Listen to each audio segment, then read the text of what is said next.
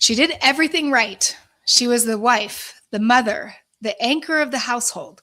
She built her life around her marriage. And then, almost without warning, that marriage began to fall apart.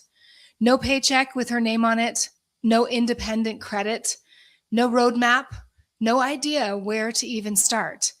If that sounds like your life right now, you'll want to hear what my guest has to say, because Christin Becker has sat in that exact chair. She's coached the women who feel like they have nothing left. And she has watched them with the right tools and with the right mindset and the right strategy completely transform their next chapter.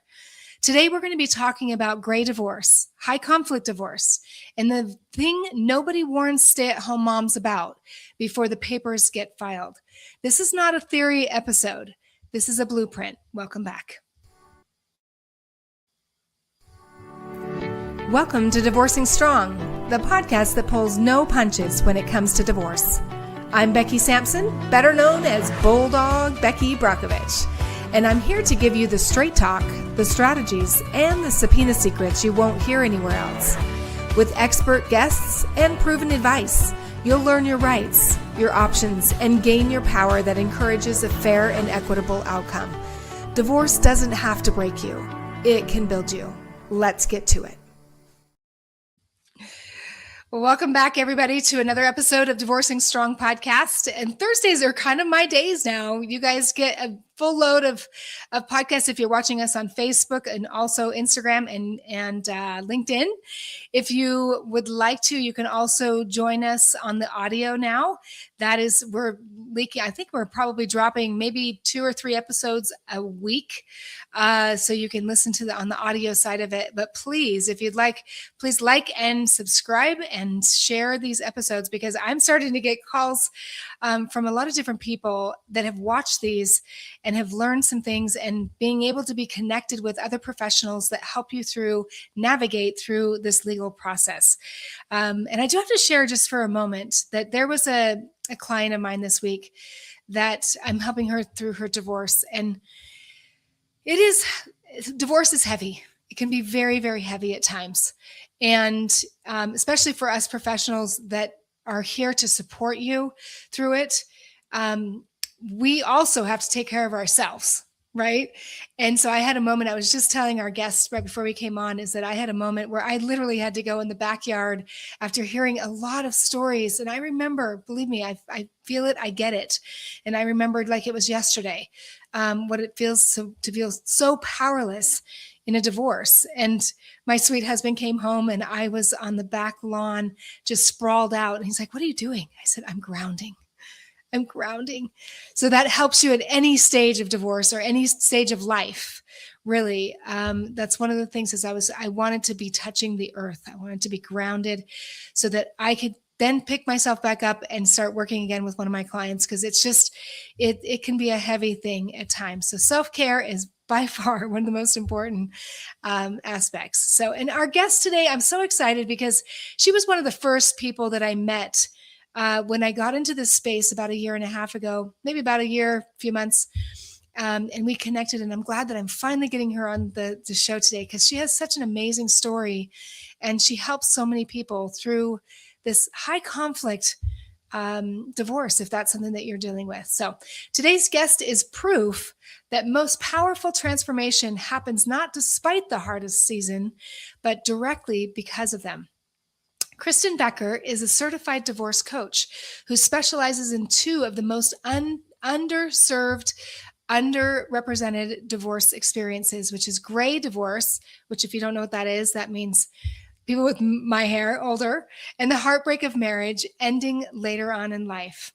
After decades of shared identity and financial interdependence and high conflict divorce, where navigating your legal case is only half of the battle, then managing your emotional sanity is the other half. Christin works as a strategic partner, not just as a support system. She helps her clients think clearly when everything feels chaotic, make empowered decisions when everything feels impossible, and build the next chapter of their lives from a position of clarity, confidence, and hard-won wisdom. Her guiding symbol is a dragonfly, a creature that represents change, transformation, and self-realization. And she has built her entire coaching practice around one belief, that divorce, no matter how devastating, can become the turning point that leads you to the life you were always meant to live.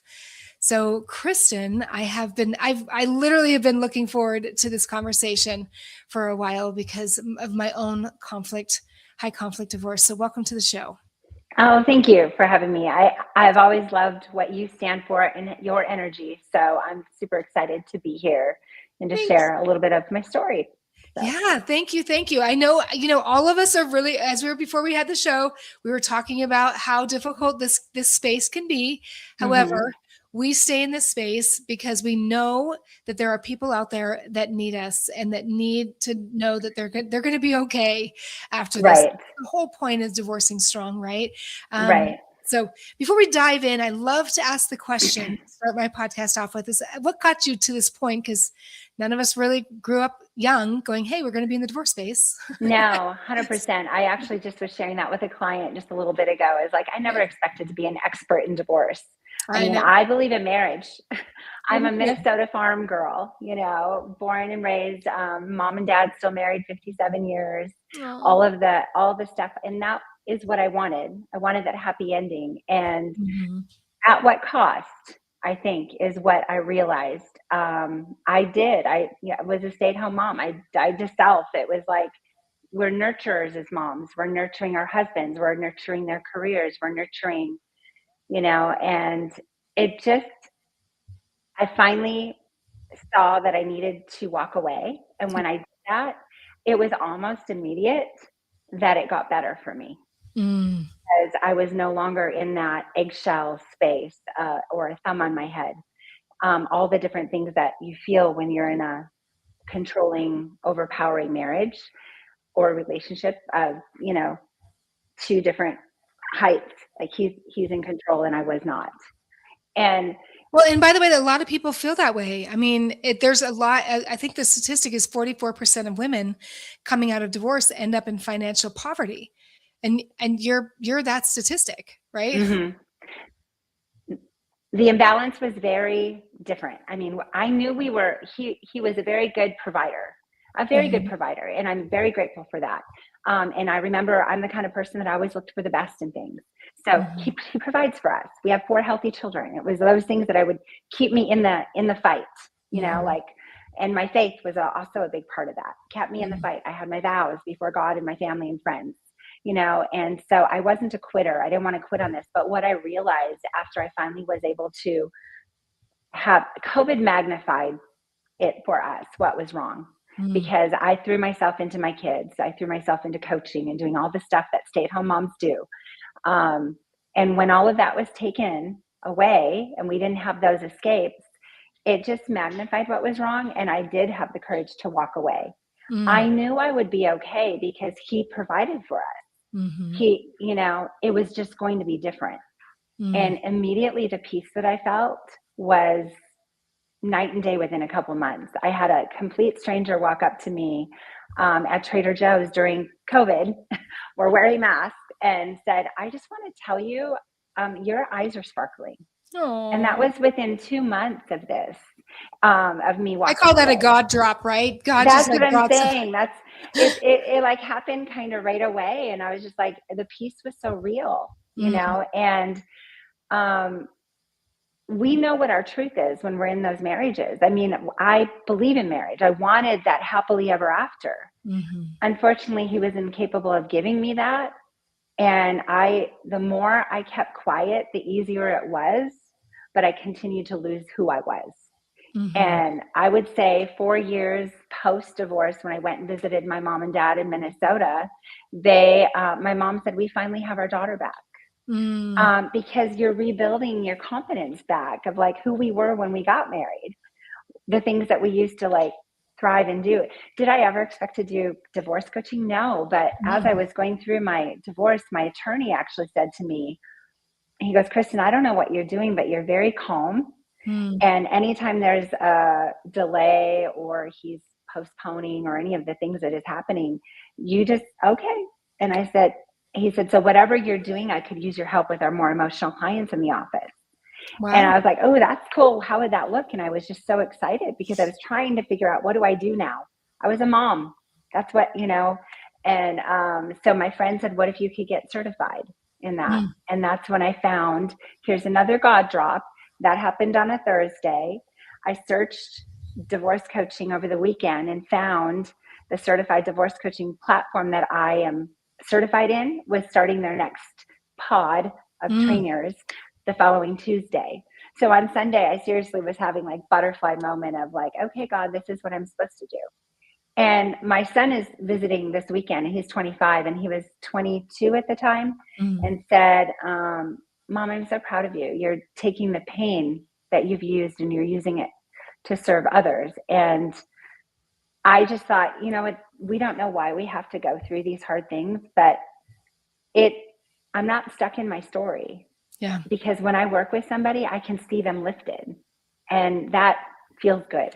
So, well, you're just holding the space. I love that. You're holding the space, mm-hmm. and you're creating that calmness for them, because it can be really difficult, Right. especially when they feel completely powerless in their situation. And Right. she's right. She saw your talent, your gift, your Right. superpower.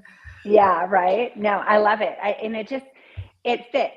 I was trying to do life insurance sales, and I was like, I believe people need life insurance, but I wasn't passionate about it. So Yeah. this is like, oh, I can build this. This is something that makes sense to me. This is actually how I'm wired.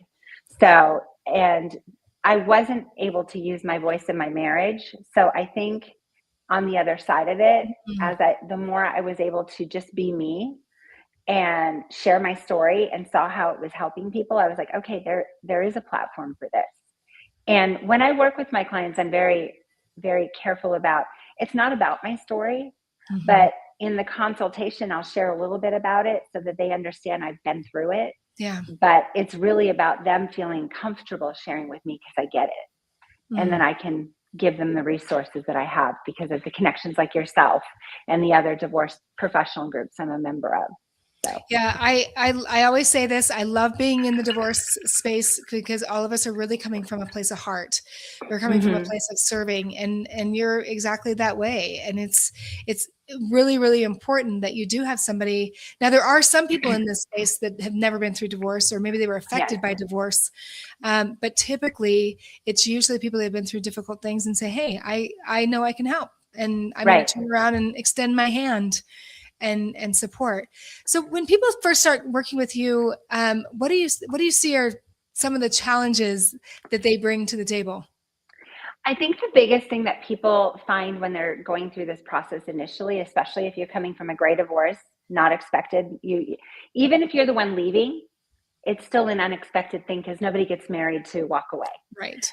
So it's still an unwanted thing. So just the fact that you have to go through the emotions, the grief of your happily ever after isn't going to be there. And that reality is a big thing. I always use a triangle of divorce is three things. It's emotional, it's legal, and it's financial. Well, 80% of that is that emotional piece. And oftentimes that's the part that people forget to work on.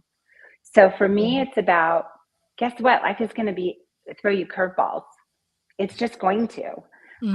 They say death and taxes are the only things that you can be guaranteed. Well, I can throw another one in there. There's going to be a curveball. You're going to have to go through something hard, whatever that is, And for me, it was initially the divorce. And then during my divorce, I actually went through a breast cancer journey. And that was another curveball. And I was like, are you serious, God? What else do you need me to do? But at the same time, when I started opening up about that journey with my clients as well, they were able to actually see, wait, she can do hard things.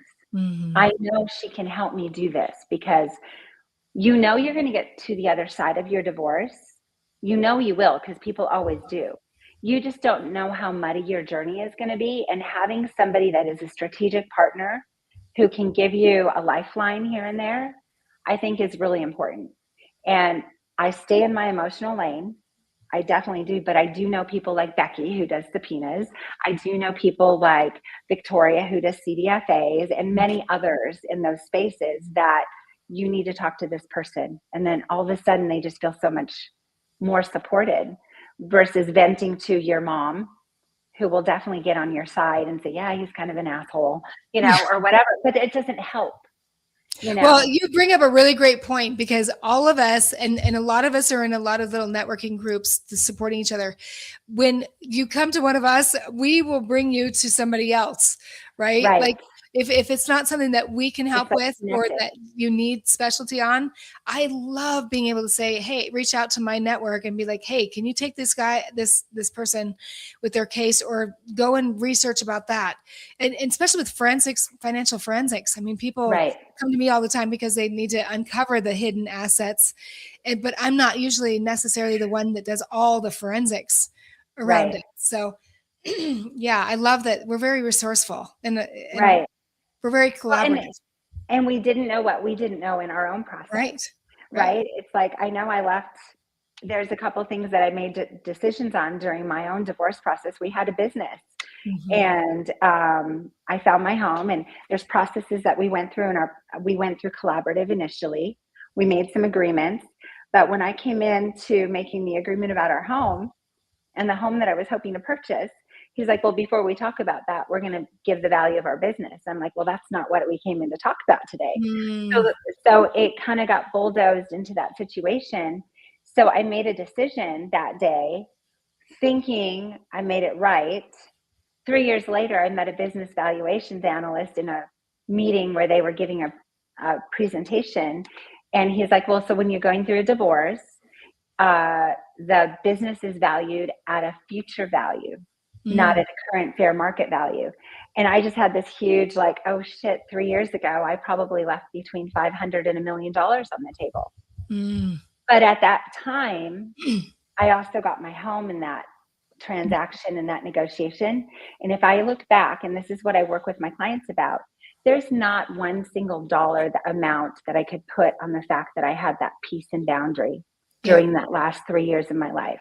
So yeah, I lost some money in that negotiation, but I had boundaries, I had peace. And when I'm working with my clients, I try to talk through and let them kind of emotionally, I guess, vomit on me. And we like bullet point all of that out to see what's important and if it's worth that fight or worth what they're going through or not. And so I think it's important. Roundabout way of answering your question, but that emotional piece, if you don't have support of somebody who actually gets the divorce process, you'll make emotionally charged, good or bad, financial and legal decisions. And so having that support can help you slow down the process. Unless there's domestic violence or something like that you're dealing with, slow the process down and get the information is what I always tell my clients, because you didn't get here overnight. I know. Don't be in a hurry. Amen to that, girl, because I always say on this podcast, probably the most important thing, at least for me, in my case, was having the right information so that I could make the right decisions. Right. That's all I wanted. I wasn't here to take anything or steal anything or create more. 100%. And in my case, it just wasn't provided to me. So I went the subpoena route. And the subpoenas were able to give me every single thing I needed. And so I do love that and you actually, the thing that brought to my mind when you said that, you can call your mom, but your mom may not know all the little intricacies of a divorce, whereas a divorce coach does. They've been through it. They've worked with the attorneys typically, or not the attorneys, or the mediators, or they've worked with the forensics, or they've worked with, all of these people that we're connected to. And I love that we're all just doing our best to try to reach the people that need to find us. Because most of us had no idea that there was even a community out there. Absolutely. I certainly didn't. I know, like I said, it's a really neat community to be a part of. And I'll be transparent here that my case actually didn't settle until December of 25. Wow. We were able to settle a whole bunch of pieces in the collaborative space, but you mentioned at the very beginning, I was a stay-at-home mom, and I was financially restricted to what I was allowed to have monthly. And so he's like, well, you lived off of this. You can live off of this for your support number. And the state of California saw it differently. And I knew that. So that's when I left and hired my own attorney from the collaborative side. And it took that long to go through it. Part of the reason it took a long time is because we didn't have domestic violence. We didn't have a custodial issue. So when our case came up to trial, it kept getting postponed because those other cases came in front. But it makes me very hungry to help my clients stay out of the courtroom. Exactly. So I am searching for those resources to help them get the information they need so they can just find a settlement and stop this. You're not in control of the calendar if you litigate. You're not in control of those things. So it's finding your voice, remembering that your attorney works for you, reminding them that you know your spouse better than the attorney does. Yep. So all those things. And I think people go through this space thinking, I'm just going to hire my attorney. They're going to take care of it.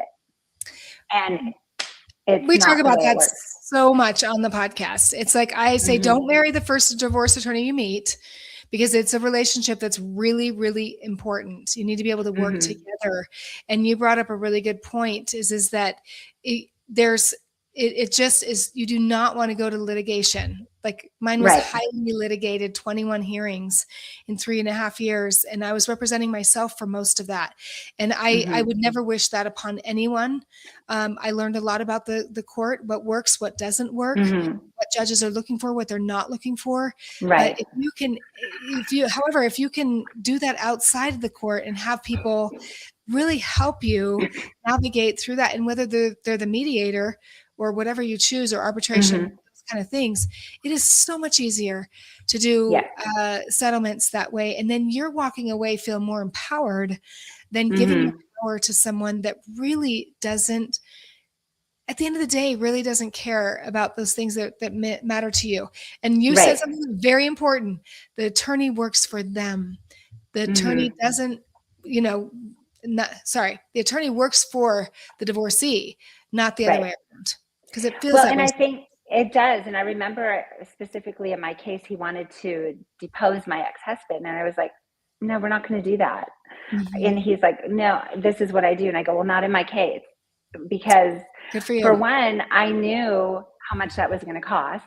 And for two, it was like, he's going to get an idea of the kind of questions he's going to be asked, and then he'll be able to prepare for them. And I said, I just knew my person it was going to be easier for us just to he doesn't need to know. We have the data, because I had my financial expert with the data already. So there was no reason to spend that money and that time on that. So I think people need to feel like they're in control of their divorce, and you can be when you have the knowledge of it. So you just said it very, very important. Happened during my divorce. Yeah, very, very important. You've got to know. I got certified during my process. Yeah. And it's something that. Oh, they're so choppy. Sorry, but that you have to know the rules of the game, okay, so to speak, of divorce in order to know how to play. And I don't like the analogy of divorce as a game, but really is. And that's the reason why, if you don't know what your rights are, then you have no rights. Right. And you can't stand up for yourself. Well, and I think I find because of my story, I tend to a lot of the clients that gravitate towards me are those stay-at-home moms or those gray divorced women who have played that nurturing role in the family and didn't have their own career.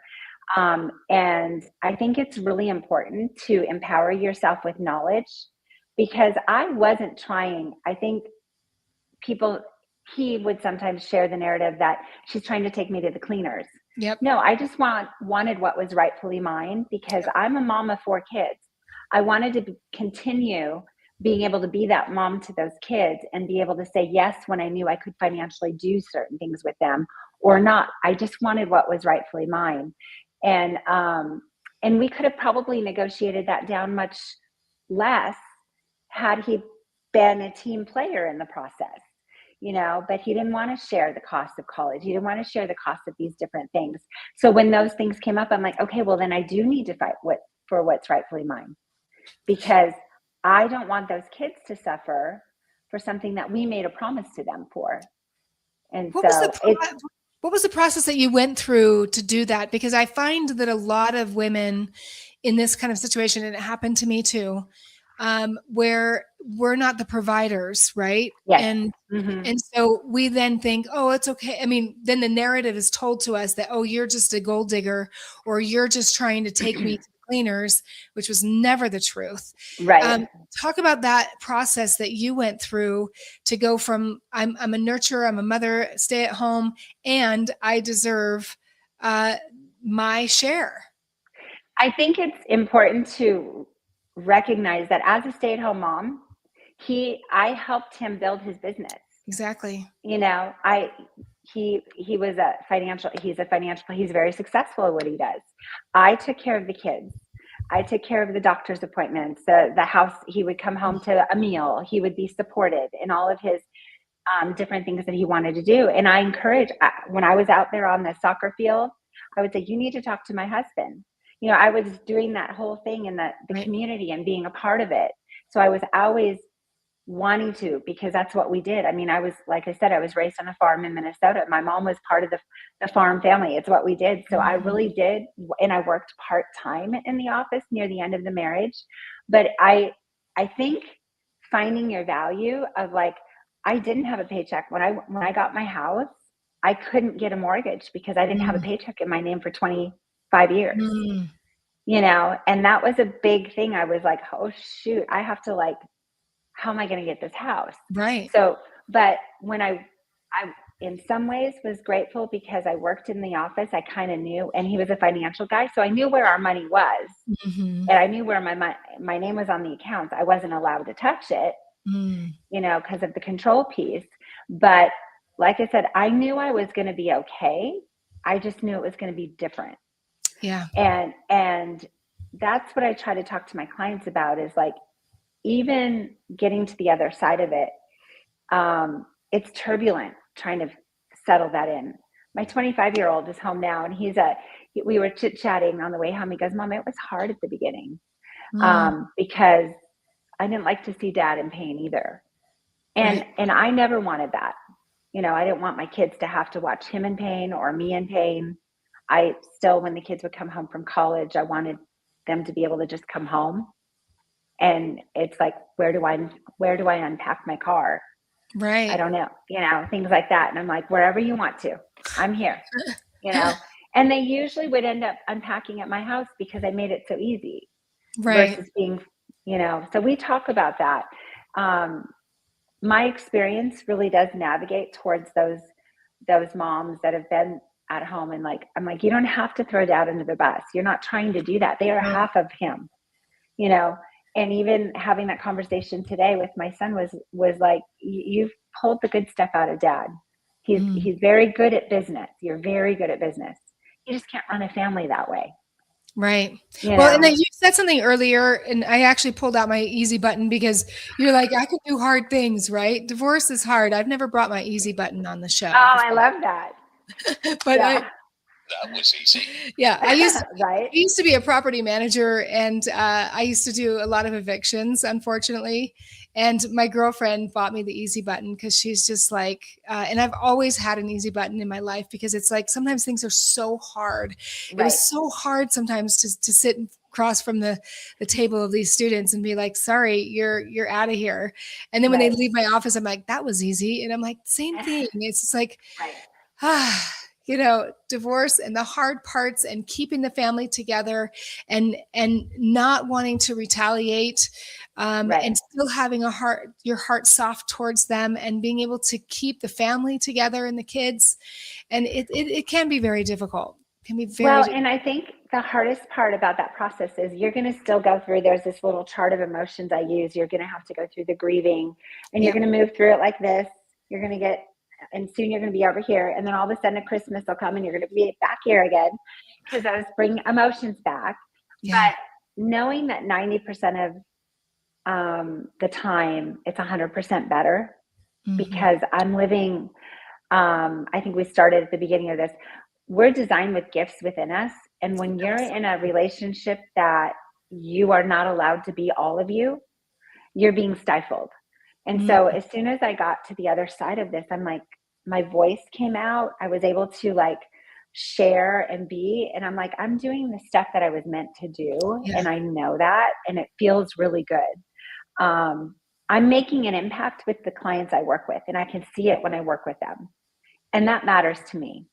I didn't ever expect at 51 years old when I left to build a new business at this time. I didn't expect it, but God has his own master plan. Yep. And I did get through the divorce. It took longer. You're not climbing that mountain in one day. You're taking steps, but it's okay to be human. It's okay to have a bad day. It's okay to like have those moments. I have a lot of my clients will send me a text message and say, I just got this text. How do I respond? And I'm like, I think there's no response on that one. And she's like, oh, no response is a response. And so, and it's okay. It's okay. That's I think I love that you're a lifeline. And I always say the lifeline is so important because so many times it doesn't matter if it's 2 a.m, 3 a.m. I mean, my one client was she's so funny. She's like, I really want to be respectful of your boundaries. I'm like, no, I get it. And I'll respond when I can. And if I can, same. You know what I mean? Same. That's my boundary, but you're welcome to send it anytime. Yeah. I do the same thing where they have access to me. And I said, if I can get to you, I will.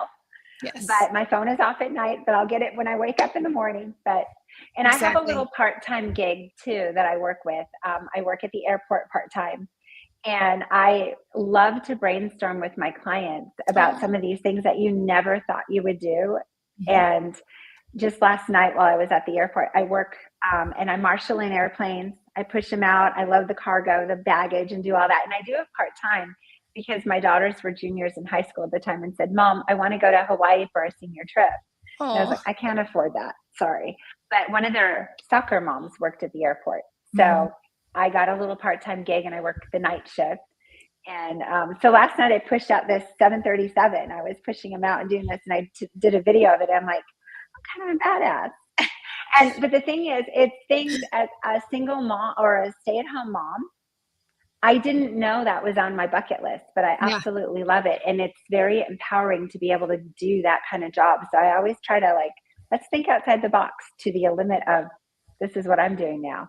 And so I do walk my talk with my clients. I think as a coach, it's like having that lived experience of like, you know what, it was hard when the kids were at their dad's.